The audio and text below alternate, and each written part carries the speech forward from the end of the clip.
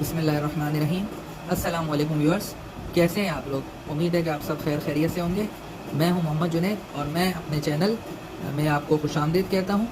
इस चैनल में हम लोग जो है वो मैथ्स, साइंस और कंप्यूटर के मुख्तलिफ टॉपिक्स को डिस्कस किया करेंगे और हमारी कोशिश होगी कि हम बिल्कुल बिगिनर लेवल से मूव करते हुए एडवांस लेवल पर जाएँ, ताकि जो है जिसको अंडरस्टैंडिंग जिस लेवल से लेनी हो वो उस लेवल से उसकी अंडरस्टैंडिंग ले सके।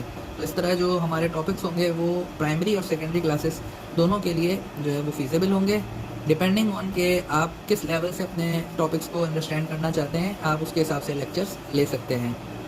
आज का जो हमारा पहला टॉपिक है वो मैथ्स से रिलेटेड है and that is called the fraction, जो आपके स्क्रीन पर नज़र भी आ रहा है। ये लेक्चर 1 है और ये मैंने डिफ़ाइन भी किया हुआ है। ये नॉर्मली एप्लीकेबल होगा for beginners and primary classes के बच्चों के लिए, ठीक है ना। अच्छा, तो हम पहले बात डिस्कस करते हैं कि फ्रैक्शन होता क्या है। अच्छा, अब फ्रैक्शन को डिस्कस करने से पहले आपको यहाँ इस तस्वीर में 3 डायग्राम्स नज़र आ रही हैं। एक स्क्वायर है, एक रेक्टेंगल है और एक आपका सर्कल है, ठीक है ना। अगर मैं स्क्वायर की बात करता हूँ सबसे पहले, ठीक है ना। अब मैं इस स्क्वायर को जो है वो आप देख रहे होंगे, मैं इसको कुछ पोर्शंस में डिवाइड करने लगा हूँ, ठीक है। ये सारी एक्सरसाइज हम फ्रैक्शन की डेफिनेशन को पढ़ने से पहले कर रहे हैं ताकि आपके जहन में एक तस्वीर डेवलप हो जाए, ठीक है। ये स्क्वायर है जिसको मैंने 4 पार्ट्स में इक्वली डिवाइड कर दिया, ठीक है।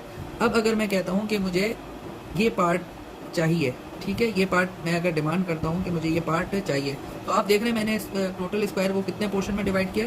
1, 2, 3 एंड 4। टोटल कितने पोर्शन हो गए? 4 पोर्शंस में मैंने इसको डिवाइड किया है। और मैं क्या चाह रहा हूँ कि मैं इस पोर्शन को इसमें से डिमांड करूँ या इसको मैं अलग करूँ। तो मैं किस तरह से इसको कहूँगा? मैं कहूँगा कि प्लीज़ आप मुझे प्रोवाइड कीजिए 1 पार्ट ऑफ द टोटल 4, ठीक है। मैं क्या कहूँगा? प्लीज़ मुझे आप प्रोवाइड कर दें 1 part of the total 4 parts, ये पोर्शन आप मुझे निकाल के दे दीजिए। तो हमने क्या लिखा?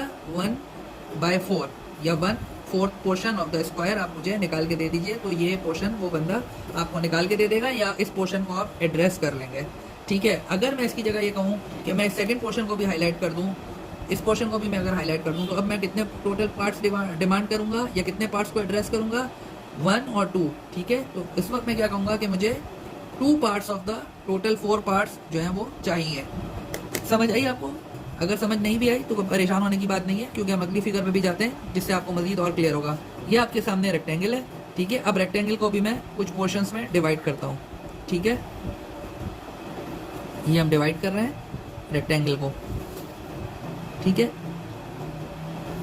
अब हम काउंट करते हैं कि टोटल पोर्शन हैं कितने। तो लेट्स काउंट 1, 2, 3, 4, 5, 6, 7, 8, 9 एंड 10। तो इसका मतलब हमने इस रेक्टेंगल को टोटल 10 पोर्शंस में या 10 पार्ट्स में डिवाइड किया है, ठीक है ना। अब अगर हम इसमें से कहते हैं कि मुझे लेट्स से ये पोर्शन चाहिए या इस पोर्शन को मैं एड्रेस करना चाहता हूँ, तो मैं क्या कहूँगा? इस तरह से कहूँगा, मैं कहूँगा कि टोटल पोर्शंस कितने, इसमें टोटल पार्ट्स कितने हैं? हमने काउंट किए थे, टोटल पार्ट्स इसमें 10 हैं। और मैं चाह रहा हूँ कि ये जो 3 पार्ट्स हैं ये मुझे मिल जाएं, या मैं इन 3 पार्ट्स को एड्रेस करना चाह रहा हूँ। तो मैं किस तरह से कहूँगा? मैं कहूँगा कि I want 3 out of 10 parts, ठीक है। यानी मुझे ये 3 पार्ट्स चाहिए आउट ऑफ 10। तो मैं इसको किस तरह लिखूँगा? 3/10 में। क्लियर है गाइस? आगे हम आते हैं सर्कल के ऊपर, ठीक है। इसी तरह मैं अब सर्कल को जो है वो डिवाइड करने लगा हूँ मुख्तलिफ पोर्शंस में, ठीक है। ये मैं डिवाइड कर रहा हूँ। हम सर्कल को डिवाइड कर रहे हैं टोटल 8 पोर्शंस में। नॉर्मली पिज़्ज़ा भी आपका जो है वो सर्कुलर फॉर्म में होता है और इसी तरह पीसेस में डिवाइड होता है। हम काउंट कर लेते हैं ये कितने पीसेस हैं। ये पीसेस है 1, 2, 3, 4, 5, 6, 7, 8। तो टोटल कितने पार्ट्स हो गए इस सर्कल के? टोटल पार्ट्स हो गए 8। मैं जिद करता हूँ या मैं कहता हूँ कि मुझे इसमें से 2 पार्ट्स ऑफ पिज़्ज़ा जो हैं ये खाने हैं। तो मैं क्या कहूँगा अपने पेरेंट्स को या अपने भाई को कि प्लीज़ मुझे 2 पार्ट आउट ऑफ 8 पार्ट का पिज़्ज़ा मुझे दे दीजिए। तो वो मुझे ये पोर्शन दे देंगे। तो ये आपका हो गया 2/8। तो क्लियर है गाइस कि किस तरह से हम जो है ये पार्ट्स को एड्रेस कर रहे हैं पिक्चर में। अब हम फ्रैक्शन की मेन डेफिनेशन की तरफ आते हैं कि फ्रैक्शन कहते हैं किसको है। तो आप देखें, फ्रैक्शन की मेन डेफिनेशन भी यही है कि fraction is a part of a whole. जैसे कि हमने ऊपर देखा कि 1 part of a total whole figure 4, तो ये 1/4 हो गया। सिमिलरली जब हमने देखा यहाँ 3rd part of the total 10 part, तो ये 3/10 इज द फ्रैक्शन। यहाँ हमने सर्कल में देखा टोटल 8 पार्ट्स है, तो हमने कहा कि 2 पार्ट ऑफ द 8 पार्ट्स जो हैं हम जिसको एड्रेस करना चाह रहे थे, तो ये आपका 2/8 इज़ अ फ्रैक्शन। ठीक है, तो ये तमाम के तमाम जो है ये फ्रैक्शंस कहलाते हैं। और किसको प्रेजेंट करते हैं? ये बेसिकली किसी भी फिगर में या किसी भी चीज़ में पार्ट को रिप्रेजेंट करते हैं ऑफ द होल। क्लियर है? अच्छा, अब हम देखते हैं कि इसमें 2 नंबर्स आ रहे हैं आपके पास। एक नंबर ऊपर आ रहा है जो कि बेसिकली आपके जिस पार्ट्स को आप एड्रेस कर रहे हैं वो शो करता है, और नीचे वाला जो नंबर होता है वो आपका टोटल पार्ट्स को शो करता है। ठीक है, जो ऊपर वाला नंबर है उनको हम कहते हैं न्यूमरेटर, और जो नीचे वाला पार्ट है उसको हम कहते हैं डिनोमिनेटर, जो कि टोटल पार्ट्स होता है। क्लियर है गाइस? जो ऊपर वाला नंबर है, जो नंबर ऑफ पार्ट्स जिनको हम एड्रेस करना चाह रहे हैं उनको रिप्रेजेंट करता है, वो कहलाता है न्यूमरेटर, और जो नीचे जो कि टोटल पार्ट्स को प्रेजेंट करता है वो कहलाता है डिनोमिनेटर। तो आई होप कि आपको अब फ्रैक्शन की डेफिनेशन समझ आ गई होगी कि वो प्रेजेंट क्या करता है, और पिक्टोरियल फॉर्म में भी हमने उसको देख लिया कि हम फ्रैक्शंस को किस तरह लिखते हैं। अब ये हमारे सामने एक ड्रिल है। ठीक है, ये ड्रिल आप लोगों ने खुद सॉल्व करनी है टू गेस के आपने जो है बात को सही समझा है कि नहीं समझा। ठीक है, मैं इस सर्कल को पोर्शंस में डिवाइड करूंगा और मैं आपसे पूछूंगा कि मुझे बताइए कि इसमें जो है वो फ्रैक्शन किस तरह से रिप्रेजेंट किया जाएगा। ठीक है, ये हमने सर्कल को 4 पार्ट्स में डिवाइड कर दिया है। अब मैं कहता हूँ कि इसमें से जो मैं पोर्शन जिसको एड्रेस करना चाह रहा हूँ फ्रैक्शंस में, वो मैं हाईलाइट कर रहा हूँ। ठीक है, आपने मुझे ये बताना है कि अब इसको हम फ्रैक्शन फॉर्म में कैसे लिखेंगे। अगर मैं शेडेड एरिया को in the form of fraction लिखना चाहता हूँ कि इस शेडेड एरिया को मैं फ्रैक्शन में प्रेजेंट करूँ, तो आप क्या लिखेंगे? ठीक है, सोच रहे हैं हम। उम्मीद है कि आप लोगों को समझ आ गई होगी और अपने जवाब को अपने तलाश कर लिया होगा। तो बड़ा सिंपल है, आपने सबसे पहले टोटल पार्ट्स काउंट कर लेने, 1 2 3 4। तो डिनोमिनेटर में क्या आ जाएगा? 4 आ जाएगा। और शेडेड पोर्शन कितना पार्ट है? 1 पार्ट है, तो आप ऊपर लिखेंगे 1। तो क्या हो जाएगा? ये जो शेडेड पोर्शन है इसको आप कैसे प्रेजेंट करेंगे in the form of fraction? 1/4 quarter भी कहते हैं। ठीक है, अच्छा, दूसरी शेप आपके पास ट्राइंगल की आई हुई है, और इस ट्राइंगल को हमने ऑलरेडी 5 इक्वल पार्ट्स में डिवाइड किया हुआ है। ठीक है, अब इसमें से मैं कहता हूँ कि मुझे ये मैंने इन पोर्शंस को कलर किया है, इस शेडेड एरिया का मैं फ्रैक्शन फॉर्म में लिखना चाहता हूँ। तो कैसे लिखेंगे? टोटल पार्ट्स आपने काउंट किए हुए हैं, कितने हैं? 1 2 3 4 5। तो टोटल पार्ट्स कितने हो गए? 5। और जो शेडेड पोर्शन है जिसको मैं फ्रैक्शन में प्रेजेंट करना चाह रहा हूँ वो कितने हैं? वो 1 और 2 है। तो फ्रैक्शन कितना बनेगा? 2/5। क्लियर है? अच्छा, आगे अब ये एक और फिगर है जो कि स्क्वायर है, और स्क्वायर में भी हम इसी तरह जो है वो कुछ पोर्शंस को हाईलाइट कर लेते हैं। ठीक है, ये मैं कुछ पोर्शंस को हाईलाइट करने लगा हूँ, और हम इसकी फ्रैक्शन में प्रेजेंटेशन देखेंगे कि हम इसको फ्रैक्शन में कैसे प्रेजेंट कर सकते हैं।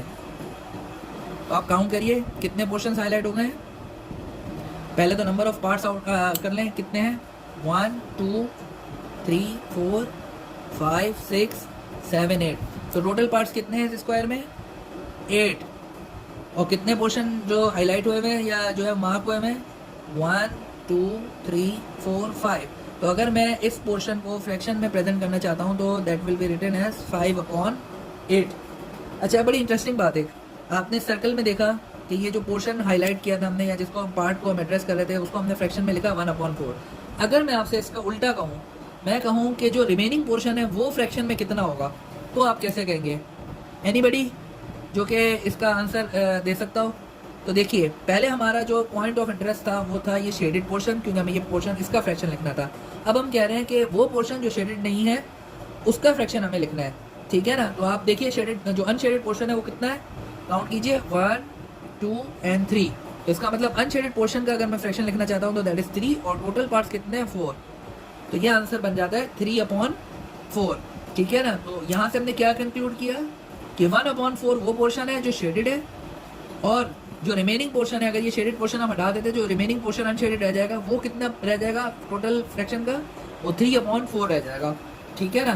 तो यहाँ से हमने इस बात को सीखा कि fraction basically part of the whole को प्रेजेंट कर रहा है। यहाँ 3 parts of the total 4 parts को प्रेजेंट कर रहा है। ठीक है ना? यहाँ 2 parts of the total 5 parts को प्रेजेंट कर रहा है। यहाँ total 5 parts of total 8 part को प्रेजेंट कर रहा है। ठीक है ना? तो आई होप कि आपको फ्रैक्शन का कंसेप्ट क्लियर हो गया होगा कि फ्रैक्शन कहते किसको है, और डायग्राम्स में या फिगर्स में वो किस तरह से प्रेजेंट हो रहा होता है। सेकंड हम आते हैं फ्रैक्शंस की डिफरेंट टाइप्स पर। ठीक है ना? फ्रैक्शंस की डिफरेंट टाइप्स पर आते हैं। तो हम जो आज फ्रैक्शंस की टाइप को डिस्कस करेंगे उसमें हम लाइक फ्रैक्शंस देखेंगे, फिर हम अनलाइक फ्रैक्शंस देखेंगे, फिर हम यूनिट फ्रैक्शंस देखेंगे। इसके अलावा हम प्रॉपर फ्रैक्शंस को समझेंगे, इम्प्रॉपर फ्रैक्शंस क्या होते हैं उनको समझेंगे, और लास्ट हम इक्विवेलेंट फ्रैक्शंस को भी समझेंगे। सबसे पहले हम आते हैं लाइक फ्रैक्शंस पर, ठीक है ना। लाइक फ्रैक्शंस कौन से होते हैं? लाइक फ्रैक्शंस वो फ्रैक्शंस कहलाते हैं जिनका डिनोमिनेटर हमेशा सेम होता है या लाइक होता है। तो these fractions are called like fractions, ठीक है ना। एग्जाम्पल आपके सामने मैंने दी हुई है, 1/8, 2/8, 5/8, ठीक है ना। आप इसमें देखिए सबके डिनोमिनेटर्स जो है, जो कि नीचे वाला होता है, ये डिनोमिनेटर कहलाता है। तो ये 8 जो है सब में कॉमन है। तो ये तमाम फ्रैक्शंस जिनका डिनोमिनेटर सेम है, they are called the like fractions, ठीक है। अच्छा, अनलाइक फ्रैक्शंस क्या होंगे?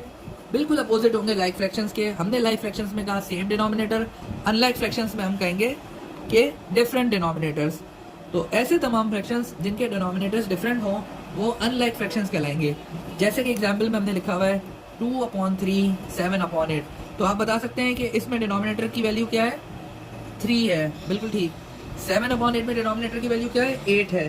तो हमने देखा दो फ्रैक्शंस, एक फ्रैक्शन में डिनोमिनेटर 3 और दूसरे फ्रैक्शन में डिनोमिनेटर 8। तो these two fractions are called unlike fractions. Clear है लाइक फ्रैक्शन और अनलाइक फ्रैक्शन का डिफरेंस?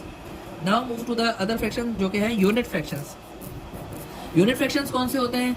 यूनिट फ्रैक्शंस वो तमाम फ्रैक्शंस होते हैं जिनके न्यूमरेटर में 1 आता है। यूनिट का मतलब भी आमतौर पर 1 ही लिया जाता है। तो यूनिट फ्रैक्शन वो फ्रैक्शंस होते हैं जिनके न्यूमरेटर में 1 आता है, ठीक है ना। तो जितने भी फ्रैक्शंस जिनके न्यूमरेटर में 1 आता है उनको हम यूनिट फ्रैक्शंस कहते हैं। जैसे कि 1/8 हो गया, 1/7 हो गया, 1/12 हो गया। या अगर हम इस फिगर में देखें जो सर्कल वाली फिगर थी, इसमें ये 1/4 is the unit fraction. Clear है? आगे बढ़ते हैं, आगे हमारे पास आता है प्रॉपर फ्रैक्शंस, ठीक है ना। अच्छा, प्रॉपर फ्रैक्शंस और दूसरा आता है इम्प्रॉपर फ्रैक्शंस। तो जिस तरह हमने लाइक और अनलाइक फ्रैक्शंस में डिस्टिंग्विश किया था, इसी तरह हम प्रॉपर और इम्प्रॉपर फ्रैक्शन में भी डिस्टिंग्विश कर लेते हैं कि ऐसे तमाम फ्रैक्शन जिसमें न्यूमरेटर जो है वो लेस हो देन द डिनोमिनेटर, तो वो प्रॉपर फ्रैक्शन कहलाएंगे, ठीक है ना। दोबारा से रिपीट करता हूँ, प्रॉपर फ्रैक्शन कौन से होंगे? वो तमाम जी। तो अब प्रॉपर फ्रैक्शन की बात करते हैं और इम्प्रॉपर फ्रैक्शन की बात करते हैं। अच्छा जी, प्रॉपर फ्रैक्शन कौन से फ्रैक्शंस होते हैं? ऐसे तमाम फ्रैक्शंस जिनमें न्यूमरेटर जो होता है वो लेस होता है देन द डिनोमिनेटर। दोबारा से रिपीट करता हूँ, ऐसे तमाम फ्रैक्शंस जिनमें न्यूमरेटर जो है वो कम होता है व्हेन कंपेयर टू डिनोमिनेटर, तो वो तमाम फ्रैक्शंस कौन से कहलाएंगे? प्रॉपर फ्रैक्शंस कहलाएंगे। एग्जाम्पल्स में आप देख रहे हैं 2/3। तो आपको पता है कि इसमें न्यूमरेटर क्या है? 2 और डिनोमिनेटर क्या है? 3। तो 2 is less than 3, numerator is less than denominator. तो ये तमाम फ्रैक्शंस जिनमें न्यूमरेटर लेस है देन द डिनोमिनेटर, ये आपके प्रॉपर फ्रैक्शंस कहलाएंगे, ठीक है। अच्छा, इम्प्रॉपर फ्रैक्शन बिल्कुल उलट है प्रॉपर फ्रैक्शन का। प्रॉपर फ्रैक्शन में हमने कहा था numerator is less than denominator, improper fraction में हम कहेंगे numerator is greater than denominator. Examples आपके सामने हैं, 4/2, न्यूमरेटर इज 4, डिनोमिनेटर इज 2, तो numerator is greater than denominator, so इसलिए इस फ्रैक्शन को हम इम्प्रॉपर फ्रैक्शन कहेंगे। इसी तरह 5/2, numerator is greater, denominator is smaller, so numerator is greater than denominator, so it is also called the improper fraction. इसी तरह 45/25, ठीक है। 45 न्यूमरेटर है जो कि ग्रेटर है देन द 25 डिनोमिनेटर, तो इसलिए ये इम्प्रॉपर फ्रैक्शन कहलाएगा। तो आई होप कि आपको 5 फ्रैक्शंस जो हमने डिस्कस किए, पाँचों के 5 आपको समझ आ गए होंगे। Like fractions, unlike fractions, unit fraction, proper fraction and improper fraction. Like और अनलाइक फ्रैक्शन में हमने देखा था कि डिनोमिनेटर के डिफरेंस आ रहे थे। लाइक फ्रैक्शन में डिनोमिनेटर सेम था, अनलाइक में डिनोमिनेटर डिफरेंट थे। यूनिट फ्रैक्शन में न्यूमरेटर की बात हो रही थी, न्यूमरेटर 1 होता है तो यूनिट फ्रैक्शन कहलाता है। प्रॉपर और इम्प्रॉपर फ्रैक्शन में हमने न्यूमरेटर को रेफरेंस बनाया, हमने कहा न्यूमरेटर अगर लेस देन डिनोमिनेटर तो प्रॉपर फ्रैक्शन, और अगर numerator is greater than denominator तो वो आपका इम्प्रॉपर फ्रैक्शन कहलाता है। अच्छा, अब हमने फ्रैक्शन को देखा वैल्यूज़ में, अब अपॉन की वैल्यूज़ में। जैसे हमने फ्रैक्शन 5/2, अब हम इसको प्रेजेंट कर सकते हैं एज डिवीजन में भी, ठीक है ना। तो फ्रैक्शन 5/2 को हम किस तरह लिख सकते हैं? 5/2। सिमिलरली अगर 11/9 कहीं लिखा हुआ है तो हम इसको किस तरह लिख सकते हैं? 11/9। क्लियर है गाइस? क्योंकि फ्रैक्शन में हम वैसे भी डिवाइड ही कर रहे होते हैं, पोर्शन पार्ट्स को एड्रेस कर रहे होते हैं, तो इसीलिए यहाँ फ्रैक्शन की हम जो सेकंड रिप्रेजेंटेशन है वो आपकी होती है in the form of division. तो 5/2 बिल्कुल वैसे ही है जैसे आपने 5/2 लिखा है। 11/9 बिल्कुल वैसे ही है फ्रैक्शन में जैसे कि आपने 11/9 लिखा है। क्लियर है। अब हम आते हैं अपने आज के लास्ट टॉपिक की तरफ, जो कि इक्विवेलेंट फ्रैक्शन है। तो बिफोर के मैं आपको इक्विवेलेंट फ्रैक्शन की डेफिनेशन बताऊं, हमने ये 3 सर्कल्स बनाए हुए हैं, ठीक है ना। आप देख रहे होंगे ये तीनों सर्कल्स का साइज सेम है, ठीक है। अब मैं इस सर्कल में कुछ काम करने लगा हूं और आपने मुझे सवालों के कुछ जवाब देने हैं। ये मैंने इस सर्कल को 2 पार्ट्स में डिवाइड कर दिया है, ठीक है ना, और इसमें से एक पार्ट को मैं शेड कर रहा हूँ। अब मैं आपसे कहता हूँ कि ये जो शेडेड पोर्शन है इसको आप फ्रैक्शन में लिखें तो आपका जवाब क्या होगा, ठीक है। आप मुझे बताएंगे इसका जवाब क्या होगा। टोटल पार्ट्स कितने हैं 1 2, तो डिनोमिनेटर में 2 और शेडेड पार्ट 1, तो आंसर इसका होगा 1/2, ठीक है। सेम सर्कल है, सेम साइज है। अब मैं इस सर्कल को डिवाइड करने लगा हूँ 4 पार्ट्स में, ठीक है। ये मैं इस सर्कल को डिवाइड करने लगा हूँ अब 4 पार्ट्स में। आप काउंट कर सकते हैं 1 2 3 एंड 4 पार्ट्स में मैंने सर्कल को डिवाइड कर दिया। और मैं जो शेडेड पोर्शन है जो इसमें करने लगा हूँ वो आप देखेंगे अभी, मैंने इसमें 2 पार्ट्स को शेड कर दिया है, ठीक है ना। 1 और 2 पार्ट्स को मैंने इसमें शेड कर दिया है। कैसे फ्रैक्शन में प्रेजेंट करेंगे इसको, काउंट कर लेते हैं total parts 1 2 3 and 4, okay. 4 parts इसके टोटल है और शेडेड पार्ट्स कितने हैं इसके 2। तो क्या लिखेंगे हम, टोटल पार्ट्स 4, शेडेड पार्ट्स 2, तो हम आंसर लिख रहे हैं 2/4। तीसरा सर्कल है, सेम साइज का है, इसको अब मैं डिवाइड करने लगा हूँ मज़ीद कुछ पार्ट्स में।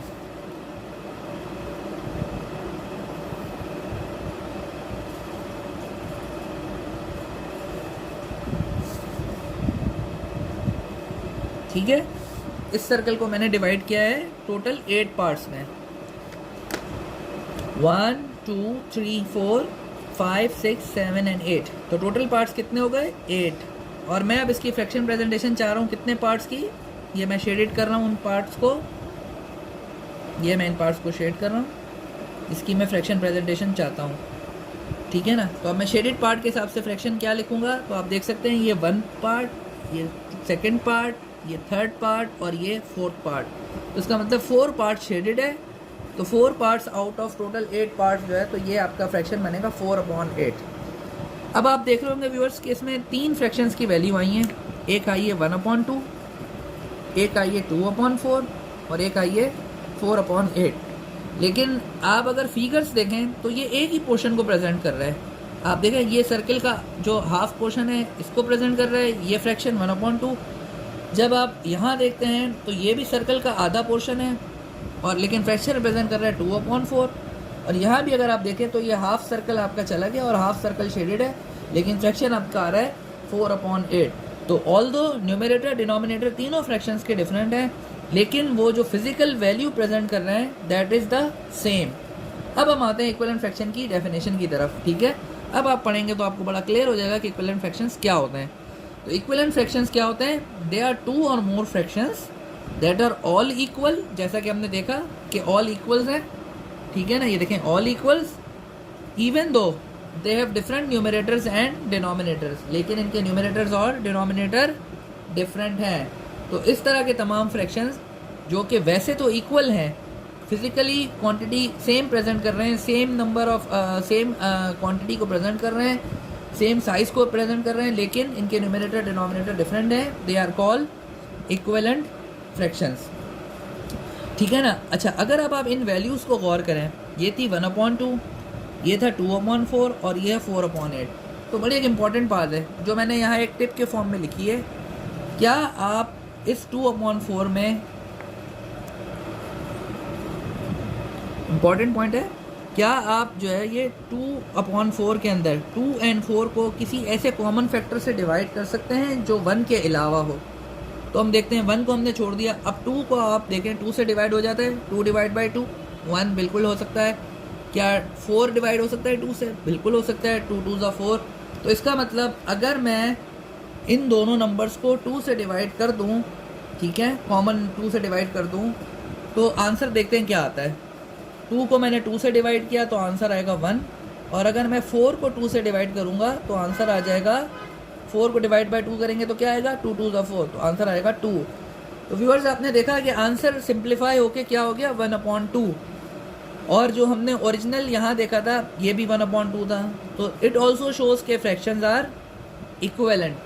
सिमिलरली 4/8 है, ठीक है। तो आप देख सकते हैं 4/8 सेम टेक्निक।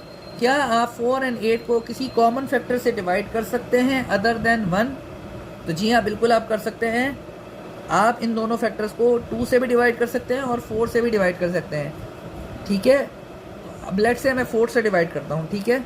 तो मैंने क्या किया, अगर ये 4 से मैं डिवाइड करता हूँ तो 4 को जब मैं 4 से डिवाइड करूँगा तो आंसर आ जाएगा मेरे पास 4 1 ज़ा 4, ठीक है ना, तो आंसर आया 1। और अगर मैं 8 को 4 से डिवाइड करता हूँ तो 4 2 ज़ा 8, तो आंसर आया वंस अगेन 2। तो देखा आपने, इसको भी अगर मैंने सिंप्लीफाई किया तो आंसर मेरे पास 1/2 ही आया। So these all are equivalent fraction, और इनकी एक निशानी यही है कि इनको जब आप सिंपलेस्ट फॉर्म में लेकर आते हैं तो इनकी वैल्यूज़ सेम आ जाती है। आई होप कि आपको इक्विवेलेंट फ्रैक्शंस समझ आ गए होंगे, ठीक है। अच्छा, अब हम इक्विवेलेंट फ्रैक्शन को आपने समझ लिया। अब हम इक्विवेलेंट फ्रैक्शंस बनाना सीखते हैं कि किस तरह से आप इक्विवेलेंट फ्रैक्शंस बना सकते हैं। तो पहली एग्जांपल आपके सामने है 2/3, और मुझे इसके इक्विवेलेंट फ्रैक्शंस लिखने हैं, ठीक है। तो आपको ये बात पता है कि अगर हम किसी नंबर को 1 से मल्टीप्लाई करें तो उसका आंसर चेंज नहीं होता है। अगर हम 13 को 1 से मल्टीप्लाई करें तो आंसर 13 ही रहेगा। हम अगर 2 को 1 से मल्टीप्लाई करें तो आंसर 2 ही रहेगा। अगर हम 1/2 को 1 से मल्टीप्लाई करें तो आंसर 1/2 ही रहेगा, ठीक है। ये बात क्लियर है कि अगर किसी भी नंबर को आप 1 से मल्टीप्लाई करें तो उसका आंसर सेम ही रहता है। अच्छा, अब अगर मैं 2 को 2 से डिवाइड कर देता हूँ आंसर क्या आता है, 1, ठीक है। तो इसका मतलब 2/2 किसके बराबर होता है, 1 के बराबर होता है, ठीक है। ये बड़े एक इम्पॉर्टेंट पॉइंट है जो आपको याद रखना है कि अगर आप किसी भी नंबर को 1 से मल्टीप्लाई करें तो आंसर सेम रहता है।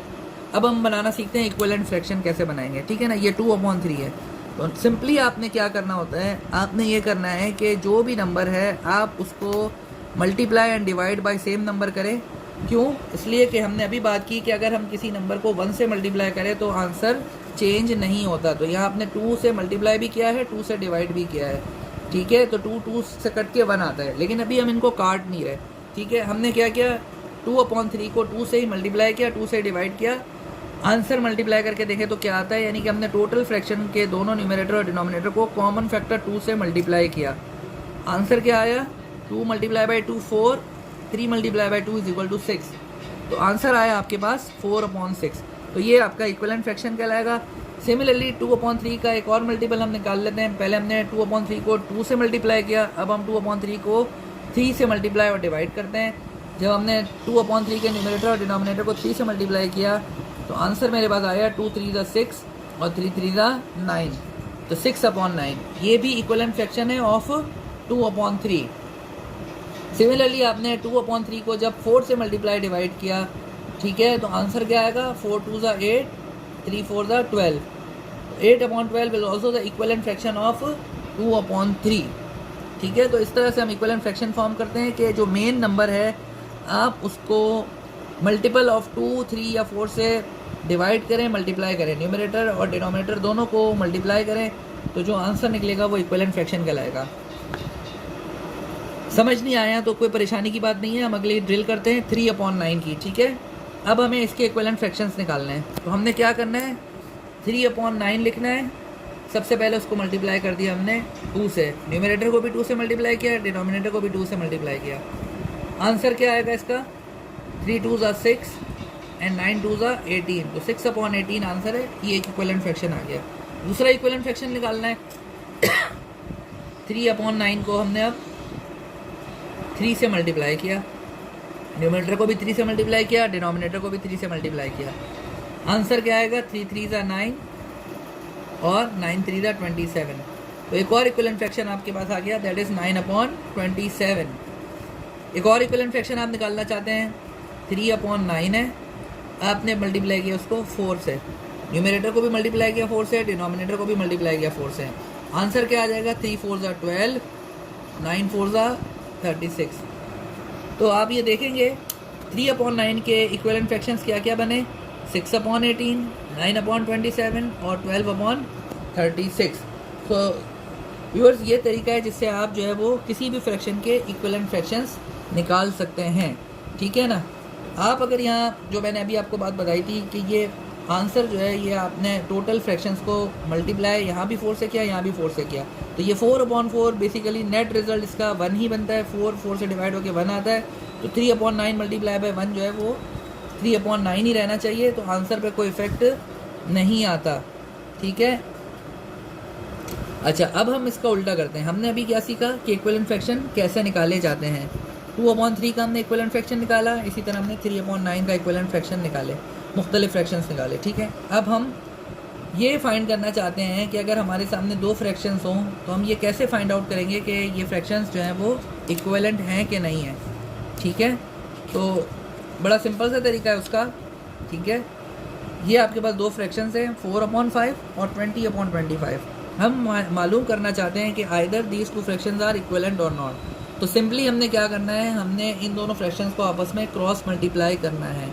अगर क्रॉस मल्टीप्लाई करने के बाद इनका आंसर सेम आता है तो इसका मतलब ये फ्रैक्शंस इक्विवेलेंट हैं, और अगर सेम नहीं आता इसका मतलब ये फ्रैक्शंस इक्विवेलेंट नहीं हैं।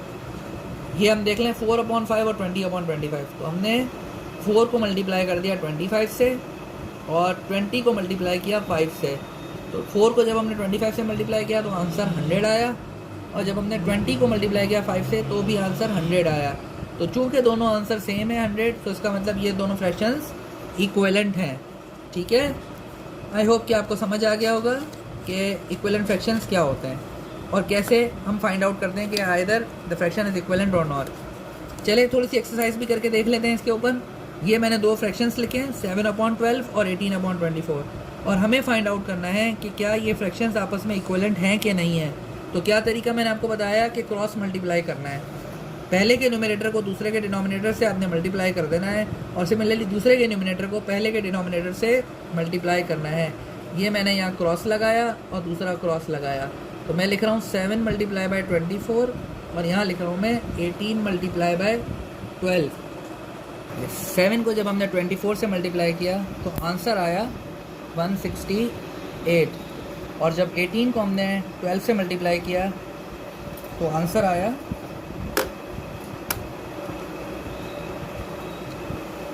216। देखा आपने कि दोनों आंसर्स बराबर नहीं आए, तो इसका मतलब ये दोनों फ्रैक्शंस आपस में इक्विवेलेंट नहीं हैं। 7/12 and 18/24 are not equivalent fractions, ठीक है। सेकंड क्वेश्चन करते हैं हम। इसमें हमने क्या लिखा है, 3/4 है और 9/12। हमें मालूम करना है कि क्या ये इक्विवेलेंट फ्रैक्शंस हैं कि नहीं हैं।